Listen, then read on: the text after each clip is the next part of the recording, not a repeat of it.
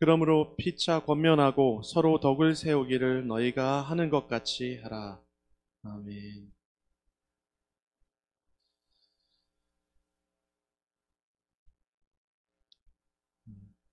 성경은 우리의 구원에 대해서 말씀하십니다. 그리고 이 성경은 모든 초점이 우리의 구원에 맞춰져 있습니다. 우리가 구원을 받기 위해서는 하나님을 알고 하나님의 시간의 때를 알아야만 합니다. 이것은 우리의 시간의 흐름의 순서가 아니라 하나님의 시간, 우리가 배운 것처럼 카이로스, 즉 시기, 시간의 마디가 사건으로 이루어지는 것을 보고 알아야만 합니다. 예수님이 다시 오시는 것도 우리가 그 시간과 때를 알 수 없지만 이 사건을 통해서 감지해야 하기 때문에 우리가 시대의 해석자가 되어야만 합니다. 이 데살로니가 교회는 복음을 받아서 믿음으로 이 교회가 세워졌고 믿음의 소문이 날 정도로 했습니다. 이 데살로니가 지역은 음란함이 강했고 또한 우상이 많았고 이 교회와 성도들에 대한 환난과 핍박이 매우 컸습니다. 이런 상황에서도 이 데살로니가 이 교회는 기쁨으로 말씀을 잘 받았고 또한 말씀을 따라 사는 자들로 자라나고 있었습니다. 이 바울은 이런 상황에 놓여 있는 이 데살로니가 교회를 예수님 안에서 위로하고 또 믿음을 지키라고 권면하시고 계십니다. 오늘 이 본문에 보면 2절에 데살로니가 성도들이 이 재림에 대해서 예수 그리스도의 재림에 대해서 자세히 알고 있다고 말씀합니다. 이 말씀을 잘 배웠기 때문에 다시 오실 예수 그리스도의 재림을 잘 알고 있었습니다. 이 데살로니가 이 성도들은 이방인이었지만 성숙한 믿음을 가진 성도들이었습니다.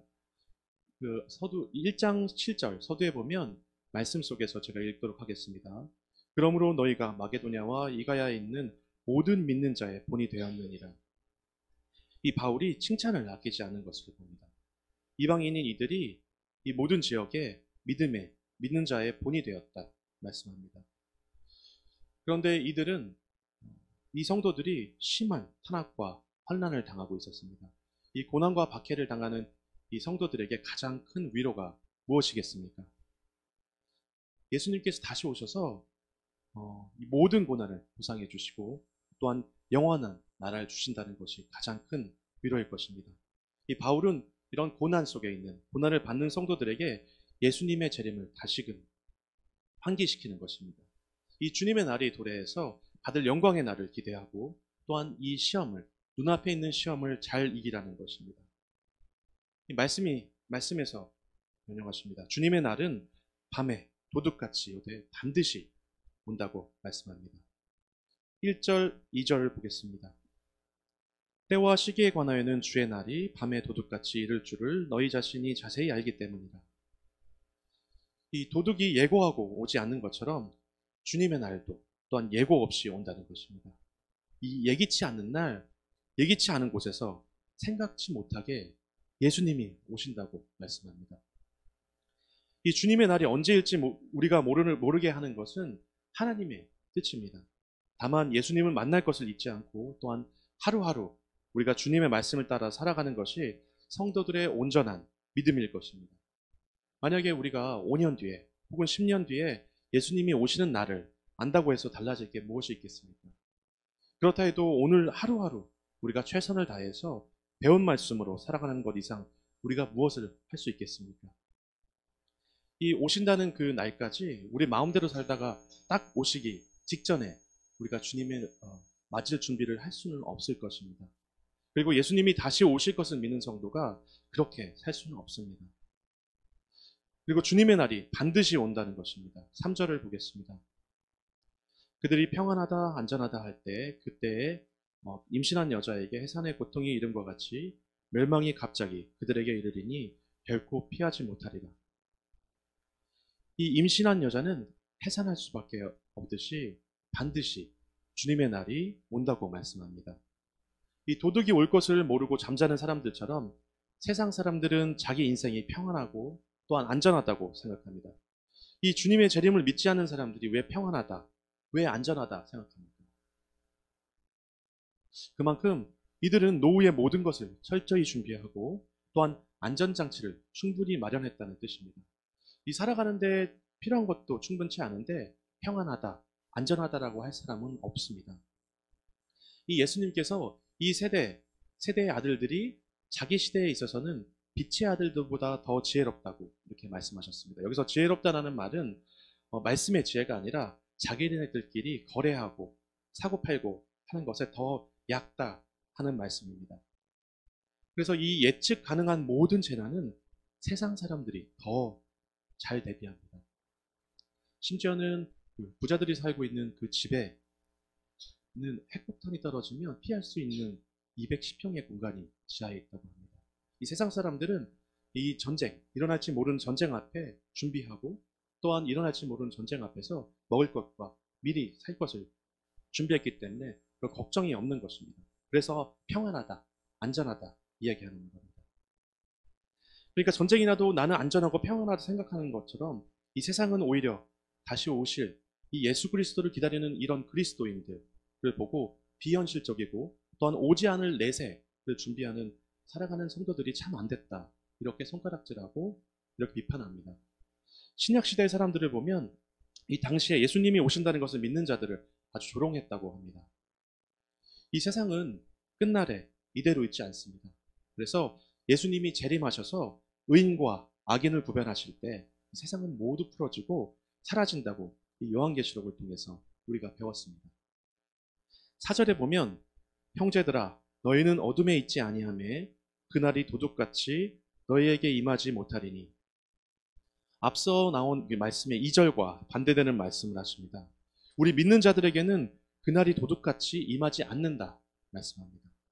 예수님이 도둑같이 오시는데 우리는 보이는 듯이 오신다고 말씀합니다. 왜냐하면 5절에 너희는 다 빛의 아들이요 낮의 아들이라 우리가 밤이나 어둠에 속하지 아니하나니 이 빛에 속한 사람들은 빛의 아들이기 때문에 심판을 받지 않습니다. 그리고 결국은 우리가 낮에 속하면 예수님의 오심을 우리가 준비할 수 있다고 말씀합니다. 낮이라도 우리가 언제 오실지 그 때를 모르지만 오시는 것을 볼 수 있다 이렇게 말씀합니다. 우리가 밤의 사람이냐 낮의 아들이냐에 따라서 우리의 구원이 달라진다 말씀합니다. 그렇다면 우리가 빛에 속한 자인지 어떻게 알 수 있습니까? 이 요한복음에서는 이렇게 말씀합니다. 예수님께서는 세상의 빛이시기 때문에 이 예수님을 따르는 자는 어둠에 다니지 않고 생명의 빛을 얻는다 말씀합니다. 그렇기 때문에 예수님을 믿는 우리들은 빛의 자녀입니다. 왜 사람들이 빛을 알면서도 믿지 않는지 예수님은 분명히 말씀하셨습니다. 요한복음의 말씀을 보면 3장 19절의 말씀인데요. 그 정죄는 이것이니 곧 빛이 세상에 왔으되 사람들이 자기 행위가 악함으로 빛보다 어둠을 더 사랑하는 것이니라. 사람들이 예수님을 믿지 않는 이유는 간단합니다. 사람들이 빛보다 어두움을 더 사랑하기 때문입니다. 우리가 여러 가지 핑계를 댄다 해도 사람들의 의중은 이것입니다. 그렇기 때문에 악을 행하며 내 마음대로, 내 뜻대로 살아가고 싶다는 것입니다. 또한 믿지 않는 사람들 중에서 밝게 살아가는 사람들이 있습니다. 하지만 우리는 그것에 속지 말아야만 합니다. 우리가 사람의 의로 사는 것이 아니라 하나님의 의를 따라서 살아가야만 합니다. 우리는 과거에 다 어둠의 자식들이었습니다.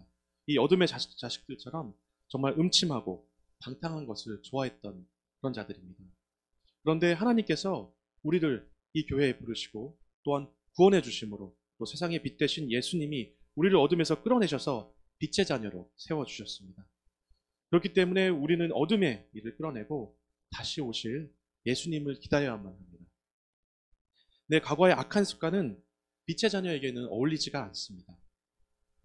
그렇다면 우리가 빛의 자녀인 우리가 어떻게 마지막 때를 대비해야만 합니까? 6절의 말씀을 보겠습니다. 그러므로 우리는 다른 이들과 같이 자지 말고 오직 깨어 정신을 차릴지라. 오늘 기도하신 분께서도 말씀하셨는데 깨어있는 것을 말씀하십니다. 이 밤에 속하지 않고 또한 낮에 속해 있다면 우리가 자지 말고 깨어 있어야만 합니다. 이 세상 사람들이 자고 있다는 것은 태만하게 살고 있다는 것이 아닙니다. 세상 사람들이 얼마나 이 세상 일에 열심히 살고 바쁘게 사는지 우리 모두가 알 것입니다.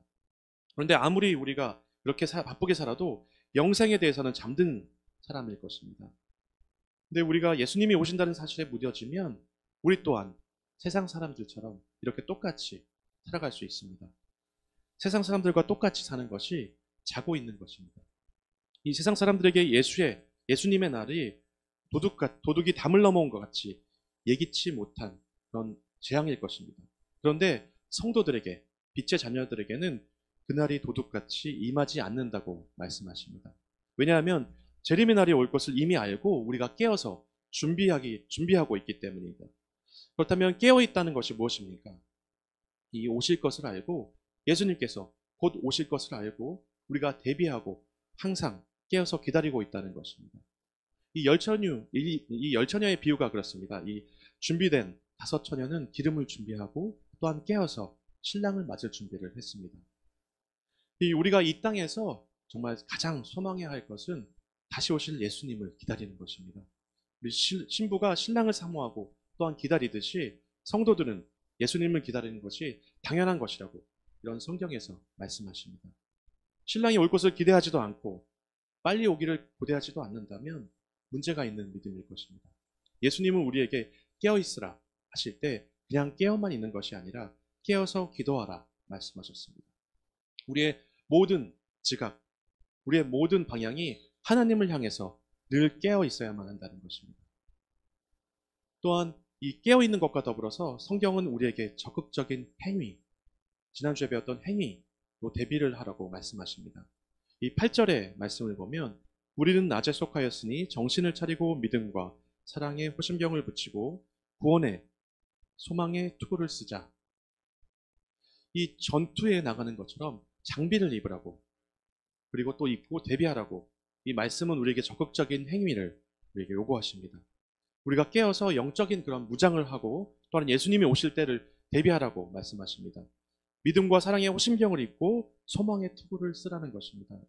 또 다른 성경에서 말씀하시는 것은 하나님의 전신갑주로 말씀하십니다. 이 발부터 얼굴, 머리까지 모두 덮는 성령의 옷입니다. 이 장비들은 우리가 구하는 것이 아니라 하나님께 받는 것입니다. 믿음과 사랑의 호심경 하면 안경처럼 생각할 텐데 호심경은 안경이 아니라 전 그렇게 생각을 했습니다. 호심경은 그런 방패, 방탄조끼와 같은 것입니다. 갑옷 위에 입어서 가슴을 막는 것입니다. 우리가 깨어서 승리하려면 믿음의 이런 방패막이로 살아야만 합니다. 이 믿음은 막연한 것 같아서 같이 생각되지만 굉장히 실제적입니다. 이 믿음은 바라는 것들의 실상이고 보이지 않는 것들의 증거다라고 말씀하십니다. 우리가 하나님을 믿는 것은 하나님이 계시다는 증거입니다. 그리고 우리가 천국을 믿는 것은 천국이 있다는 증거입니다. 이 믿음이 흔들리지 않도록 항상 확신하며 경고해야만 하는 것입니다. 또한 구원의 소망의 투구를 써야 한다 말씀하십니다. 이 소망의 투구는 데살로니가 전서의 이 성도들이 고대하듯이 완전한 구원의 날에 대한 소망을 말합니다. 이것은 마치 우리가 아파트를 분양받았다 하면 이 아파트를 분양받고 또한 입주일을 기다리는 것과 같은 그러한 마음을 가져야 한다는 것입니다. 아직 저는 아파트가 없어서 그 마음을 잘 모르겠습니다. 하지만 우리가 정말 우리에게 이미 허락하신 그 아파트의 이야기를, 우리에게 분양의 이야기를 주셨다는 겁니다. 우리 모두에게 주셨습니다. 그래서 우리는 그 입주하기 전까지 그 날을 기대하면서 고대하면서 그런 마음을 갖고 살아야만 하는 것입니다. 그런 마음으로 우리가 누리게 될 주님의 나라를 소망해야만 합니다. 이 우리의 생각을 항상 주님이 오실 날과 천국에 두면 우리의 행동도 그것을 따라서 경건하고 또한 깨어있게 되는 것입니다. 이렇게 빛의 자녀로 부르시고 마지막 날에 다시 오시는 것은 영원히 우리와 함께 하시기 위해서입니다. 10절에 보면 예수께서 우리를 위하여 죽으사 우리로 하여금 깨어있든지 자든지 자기와 함께 살게 하려 하셨느니라. 죽은 뒤에든지 아니면 현재 살아있을 때든지 예수님과 함께 살기 위해서라는 것입니다. 이 예수님은 우리를 사랑하셔서 구원하시고자 항상 함께 하고 싶으시다고 말씀하십니다. 우리는 어떻습니까? 우리가 깨어있든지 자든지 주님과 함께 살고 싶습니까?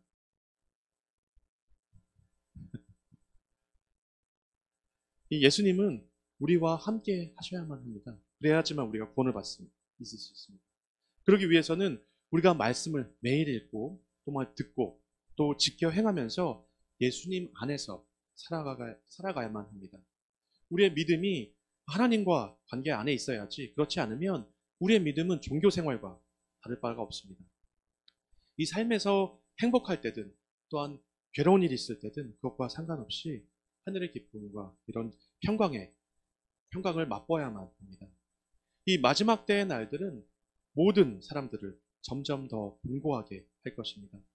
그리고 이 마지막 때의 이 날들은 우리를 더 힘들게 할 것입니다. 우리가 이렇게 올곧은 신앙생활을 하기 위해서는 우리는 혼자 힘으로 할 수 없습니다. 11절의 말씀을 보면 그러므로 피차 권면하고 서로 덕을 세우기를 너희가 하는 것 같이 하라. 이 교회의 믿음과 삶을 공유하고 기도로 격려하는 이런 공동체가 되어야만 합니다. 살로니가 이 성도들의 교회가 없었다면 이런 환난의 때를 어떻게 혼자서 믿음으로 지켰겠습니까? 또한 우리가 이 팬데믹에 이 때를 보내면서 어떻게 그 긴 시간을 보냈습니까? 또한 어떻게 우리가 그 믿음을 지켰습니까? 목장 안에서 그리고 또 각 교회별로 함께 모여서 예배하고 또한 원격으로 예배하면서 그 긴 시간을 함께 그 믿음을 지켜서 보낼 수 있었습니다.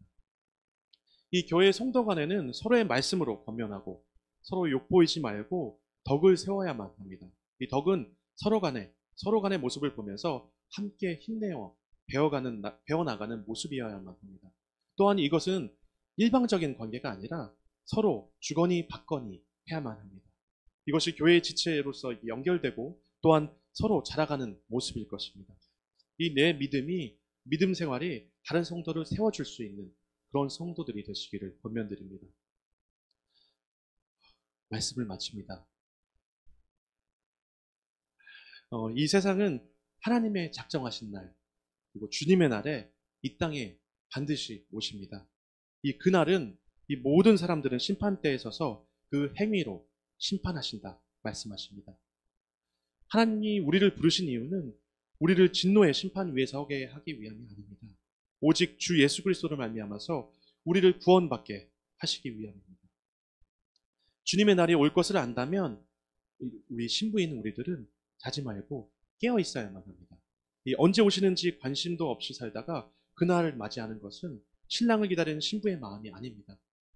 예수님이 오시기까지 정말 매일 간절한 마음, 설레임을 가지고 기다리며 사는 것이 주님의 피로 사신 이런 신부의 마음이라고 생각합니다.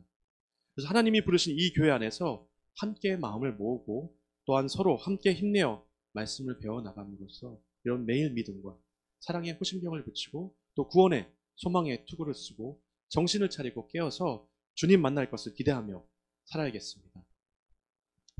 오늘 들은 말씀을 가지고 함께 기도하도록 하겠습니다. 우리가 항상 곧 오실 예수 그리스도를 기다리며 깨어있기를, 또한 깨어서 이 말씀을 가지고 끝까지 이 교회 안에서 말씀 지키며 예수님 오셨을 때 모두 불려 올라갈 수 있도록 우리들 함께 기도하도록 하겠습니다. 사랑의 하나님 아버지, 감사합니다. 우리에게 말씀 주시고 우리를 구원하신다 말씀하시니 아버지, 우리의 모든 것이 우리의 구원을 위하여 있음을 우려합니다. 이 성경의 말씀을 통하여 우리 아버지, 우리를 살리시기 위하여 이제 우리에게 이 말씀을 주셨습니다.